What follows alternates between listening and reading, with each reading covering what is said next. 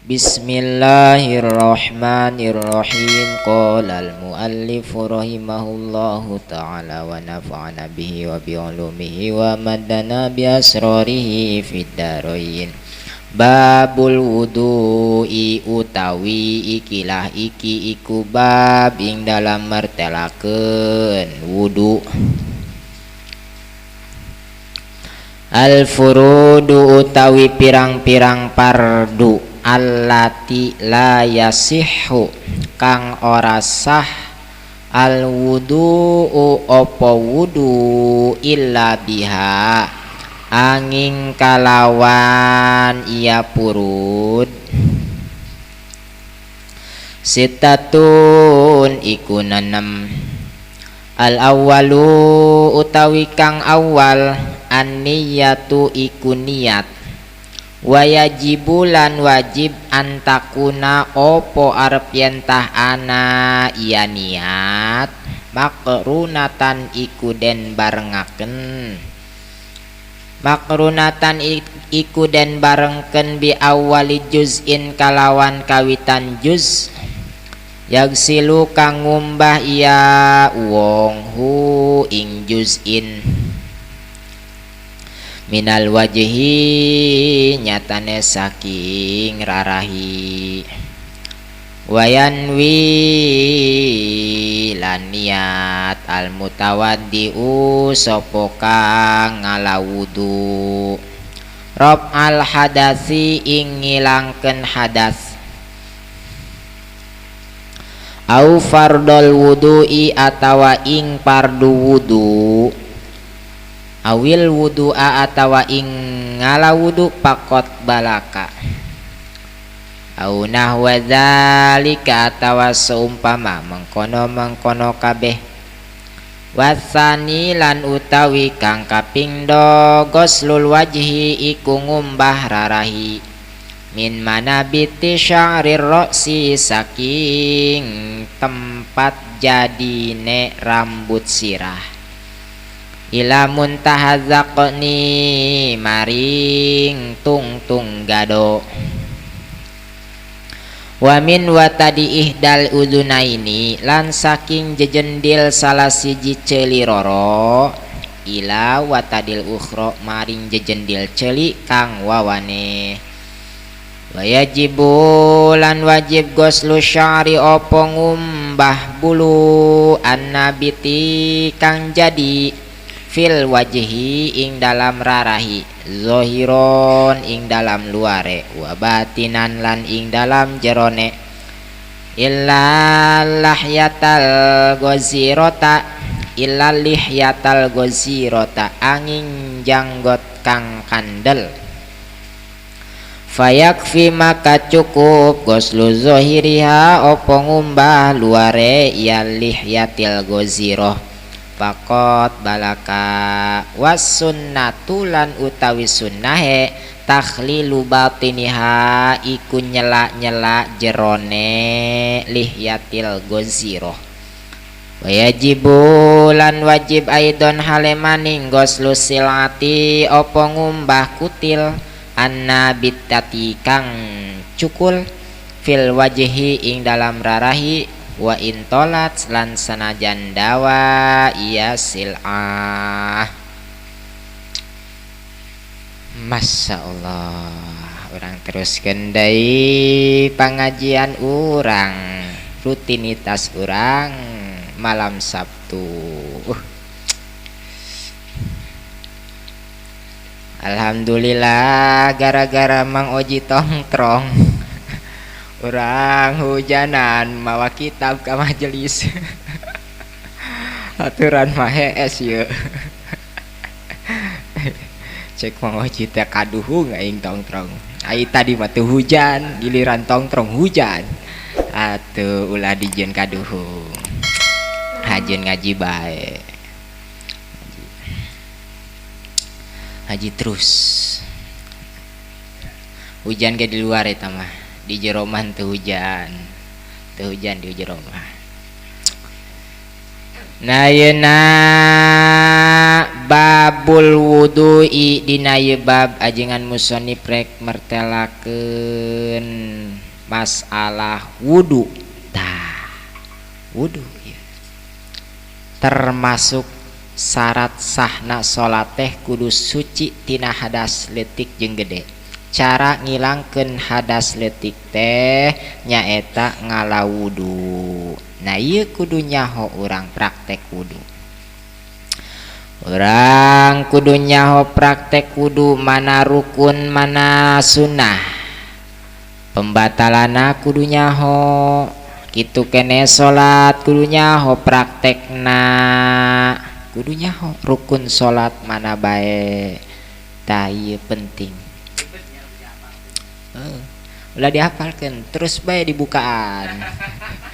Kege atuh karti ieu.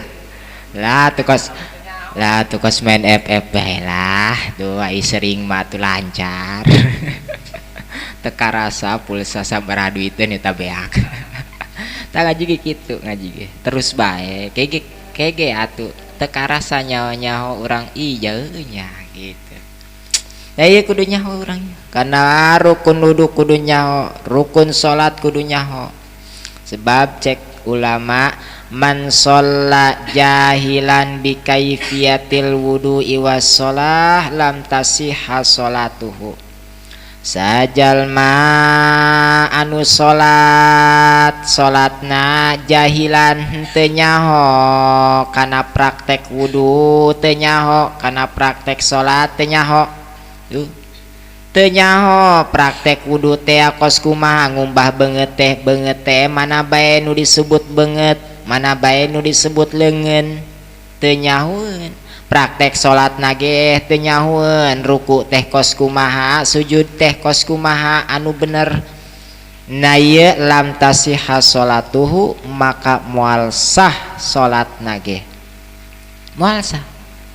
Pan ieu mah kanyataanna ge bener. Ngan barang ditanya teu nyahoeun rukun wudu, barang ditanya teu nyahoeun rukun salat. Wa in sadafa sihhata fihima sanajan bener kanyataanna, sanajan akur salatna mah sesuai, tapi pas ditanya teu nyaho eta teh teu sah salatna. Kok gitu sih? Li annal ilma bi kaifiyatil wudu'i was shalah syartun li sihhatiha. Karena nyaho kana praktek wudu jeung salat eta teh ngajadi syarat sahna ibadah. Wa matan tapa syartun tapal masyrut.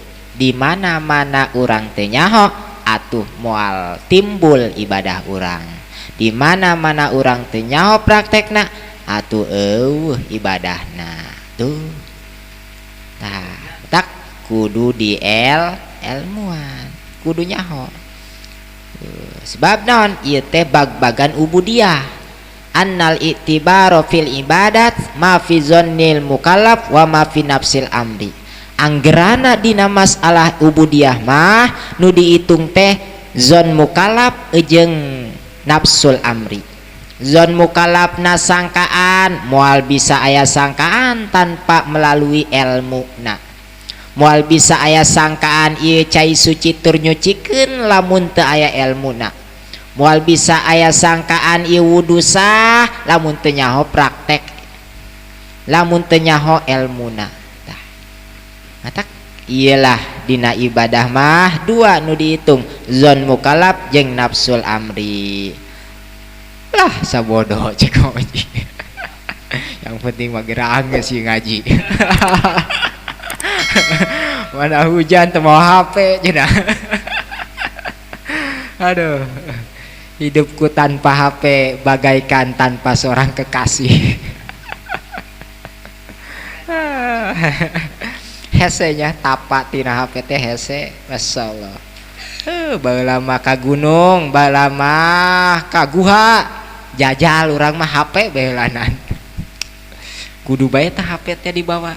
Ih, ampun ya Allah, hesenya. Ulah-ulah mau aja tuh kabehan rata sih asana, rata HP mah kudu bae. Asa teu pede lamun teu mau HP. Nah ku ayana kitu tadi kudunya ho kana praktek wudu kudunya ho kana praktek salat. Nah ieu ayeuna masalah wudu urang kudunya ho praktekna kudunya ho rukun-rukunna. Al furudul lati la yasihul wudu illa biha sittatun. Al furudu ari pardu allati la yasihul wudu anu mana moal sah wudu teh tanpa ngalakonan eta pardu. Na ieu sitatun jumlahna aya genep. Jadi pardu wudu teh jumlahna aya genep. Rukun wudu aya genep. Gitu ya Bang. Niat ngumbah beungeut ngumbah leungeun saduana suku eta kakawihan baheula eta ilmu kabeh eta. Al awwalun niyatu al awwalu ari anu pertama nyaeta niat. Nah, jadi wudu teh kudu niat karena dauhan Kanjeng Nabi innamal a'malu binniyat. Pastina ari sahna amal teh eta kudu ku niat. Jadi lamun wuduna hayang sah kudu melalui niat. Wa innamal likulli imri'in manawa. Pasti setiap jalma teh ngabogaan paniatan. Ai niat teh kos kumaha? Niat teh qasdus syai'i muktaronan. Ieu keur ngabas niatna heula. Niat eta naon? Niat teh qasdus syai'i muktaronan bipa'lihi.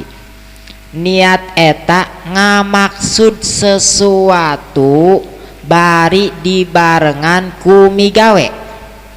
Tah, eta niat ngaranna. Jadi lain ngomong disungut, lain ngomong di jero hate, tapi ngamaksud sesuatu. Tempatna niat di mana? Di jero hate, tapi na lain ngomong.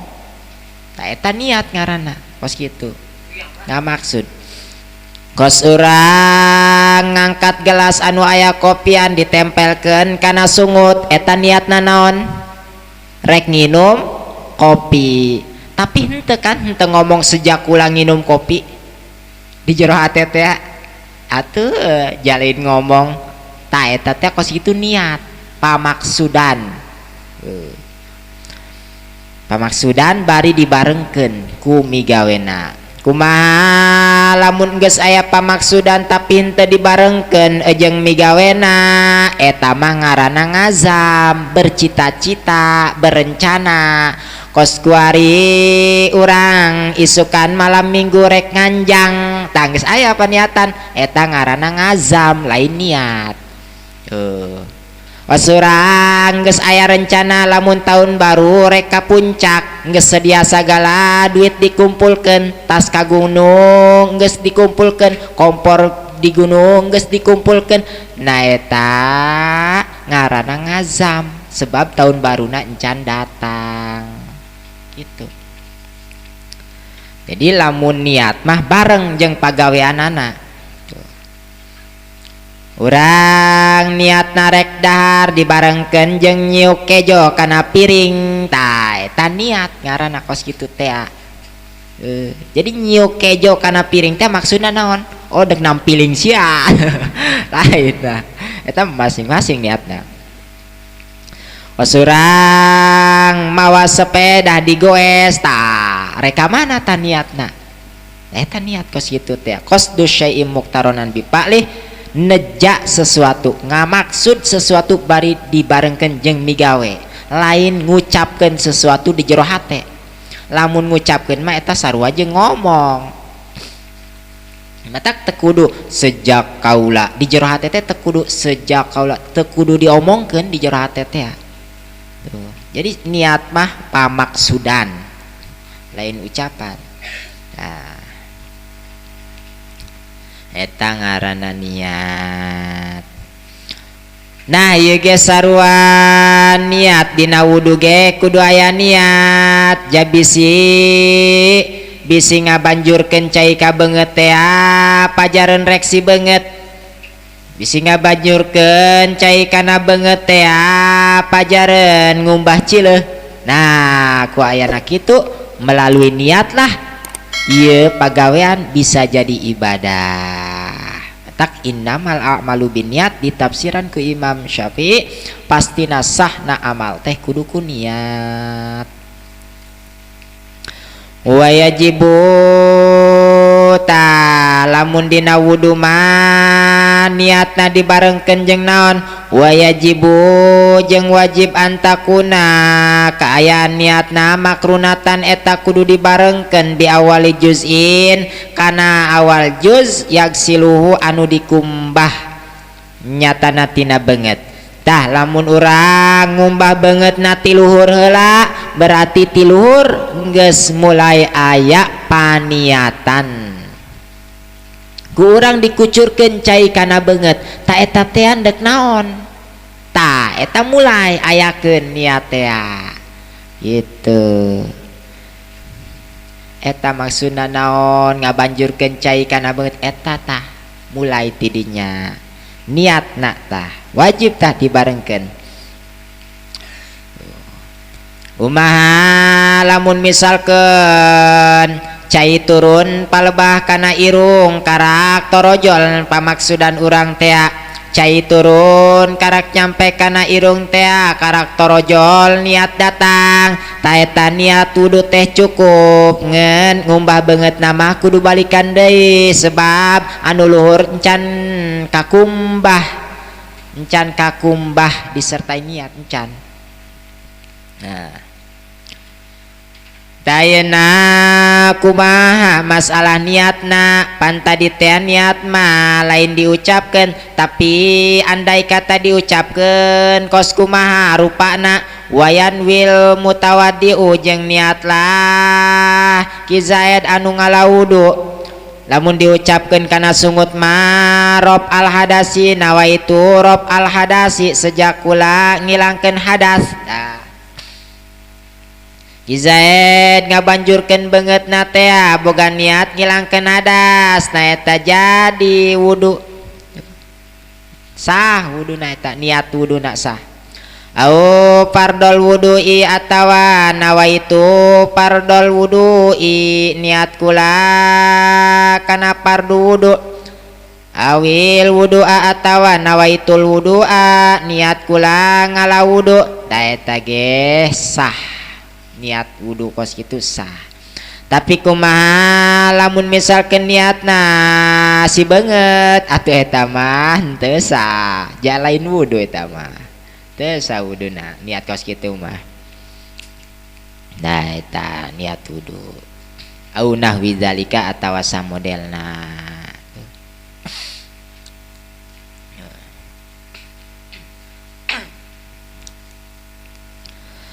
Wasani goslul wajhi ari anu kaduana goslul wajhi nyaeta ngumbah beungeut ye rukun wudu anu kaduana nyaeta ngumbah beungeut. Naon nu dimaksud beungeut teh naon nu dimaksud ngumbah teh nyaeta ngaberjalankeun cai pake roda lain maksudna ngaberjalankeun cai si cai teh supaya ngolocor dina anggota nu dikumbah itu supaya ngolocor tah. Beda jeung ngusap. Lamun ngusap mah ya misalkan ngusap beungeut leungeun ditempelkeun kana cai terus tempelkeun kana beungeut eta ngaranna ngusap kos kitu teh. Ieu mah ngaberjalankeun cai ngumbah eta ngaberjalankeun cai kana anggota anu dikumbah eta ngaranna ngumbah. Nah goslul wajhi ngumbah beungeut ai beungeut teh mana bae min mana biti sya'rir ra'si beungeut teh mulaina tina tempat jadina rambut sirah tuh tempat jadina rambut sirah berarti di dia tah ini kan tempat jadina rambut sirah ya lamun kahandap tarang tuh lamun ka luhur tein sirah nah iya tah tempat jadina rambut sirah ti dia batasna ila muntazak ni nyampaikan tung gado ya tung gado nah eta ti dia ka dia wa min wa tadi ihdal uzunain jeung tina jejendil ceuli tah jejendil ceuli ya tah nyampaikan jejendil ceuli anu hiji deui tah berarti buleutkeun tah berarti cambang eta termasuk cambang eta kaasup beungeut kaasup wilayah beungeut tarang termasuk wilayah beungeut mata komo irung apalagi ta eta nu disebut beungeut eta kudu kakumbah kudu kakumbah tarang kudu kakumbah pipi ge kudu kakumbah irung kudu kakumbah beberem bibir kudu kakumbah tuh eta bulu mata bulu alis wajib teu kakumbah wa yajibu ghuslu sya'rin nabiti fil wajhi zahiran jeung wajib ngumbah bulu-bulu anu jadi dina beungeut zahiran wa batinan luar jeung jerona alis adalah bulu eta teh wajib luar jeung jerona kudu kakumbah bulu mata wajib luar jeung jerona kudu kakumbah kumis sarua kudu kakumbah janggot ge sarua kudu kakumbah lamun janggotna tipis illa lihyatal goziro kecuali lamun janggotna kandel tah lamun janggotna kandel ma fayakfi goslu zohiriha cukup ngumbah luarna bae cukup asal kakumbah luarna bae jadi janggot kandel mah cukup asal kakumbah luarna bae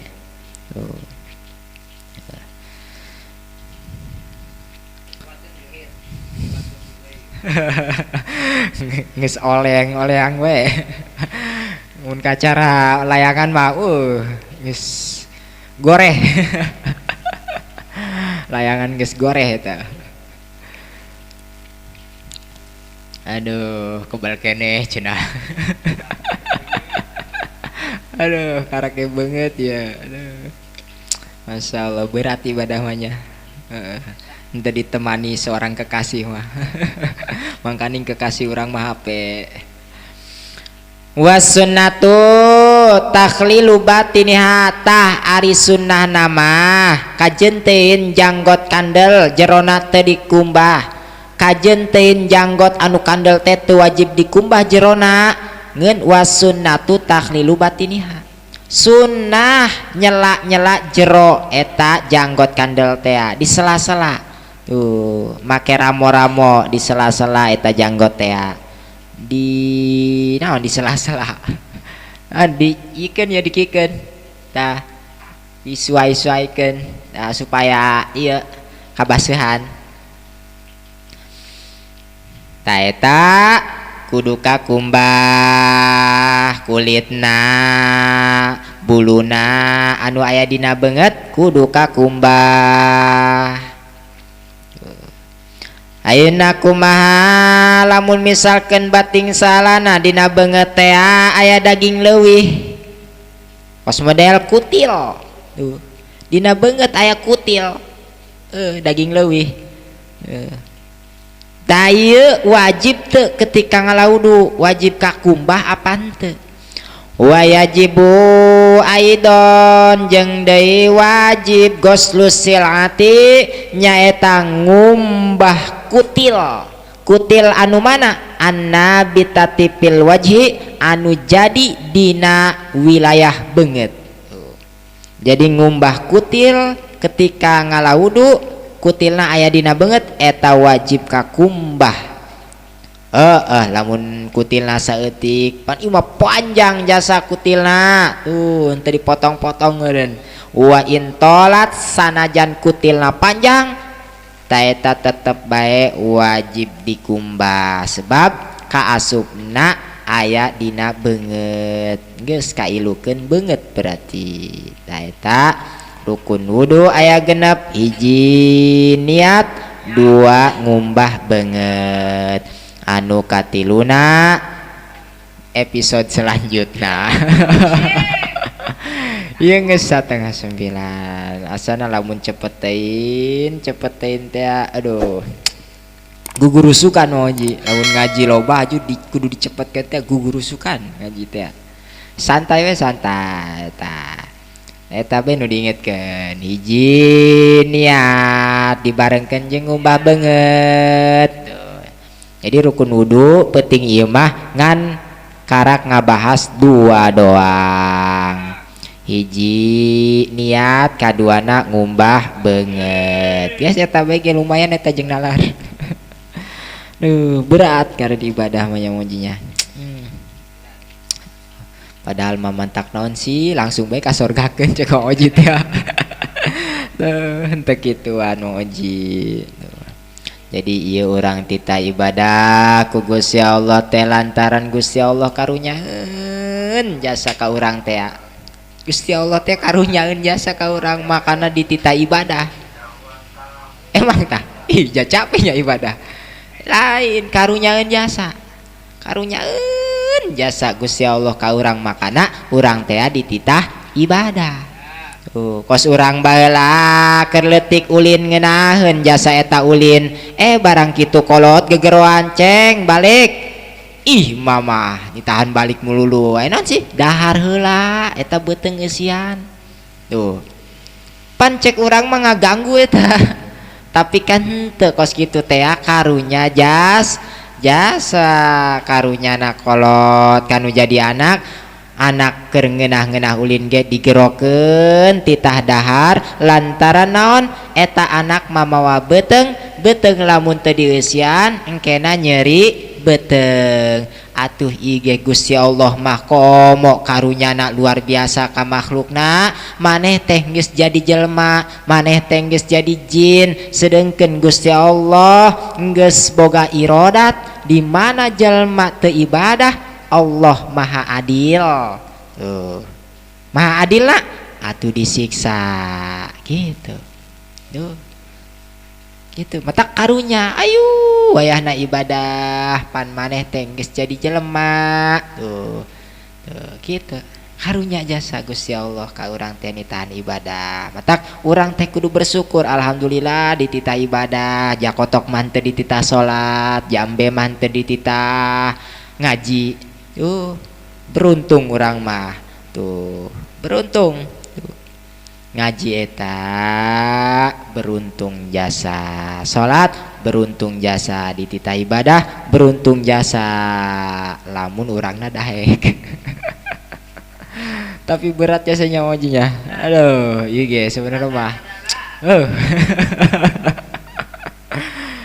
lah hese ngaran ibadah mah lamun can beuki mah nanaon ge kudu ku beuki lah urang mah tapi lamun geus beuki mah lamun geus resep mah ya lumunani fi hubbilaila awadili walakin nani fi hubbihala amidun sebenarnya nungguan 8:30 lewat doang kikieuan teh tah gitulah ieu judulna penting ieu ngalaudo ngan sakitu doang sambil nunggu waktu selesai urang ngobrol teu parugo tah etalah ulah eureun-eureun ngaji ulah dieureunnan ngaji ulah dieureunnan niat ngaji sebab melalui ngaji mah urang teh insyaallah salamet sebab ngamal teu dielmuan eta sarua lain ngamal ilmu teu diamalkeun sarua lain ilmu al ilmu bila amalin lain ilmu ngaranna, al amal bila ilmin lain amal ngaranna. Jadi antara ilmu jeung amal kudu ngahiji. Wassalisu ghuslul yadaini wallahu a'lamu bissawab.